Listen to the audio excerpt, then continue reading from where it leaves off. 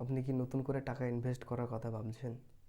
তাহলে এই স্ট্র্যাটেজি আপনাকে জানতেই হবে। নতুন ইনভেস্টররা অর্থাৎ বিগিনাররা টাকা ইনভেস্ট করার আগে একটি ভুল অবশ্যই করে।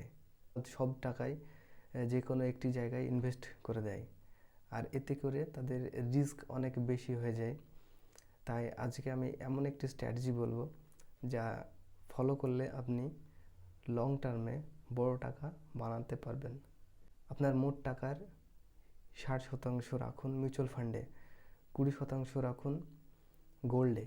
গোল্ড কেনার সব থেকে বেস্ট মাধ্যম হচ্ছে ইটিএফ বাই করা। আর 3 নম্বর হচ্ছে 5% রাখুন বিটকয়েনে। আর বাকি 15% আপনি ক্যাশ রিজার্ভ হিসেবে রাখুন। যদি কোনো অপরচুনিটি পান তবে ইনভেস্ট করবেন। এই স্ট্র্যাটেজি ফলো করে যদি আপনি ইনভেস্ট করতে পারেন তাহলে লং টার্মে অবশ্যই বড় টাকা বানাতে পারবেন। টাকা পয়সা রিলেটেড আরও জানতে আমাকে ফলো করুন।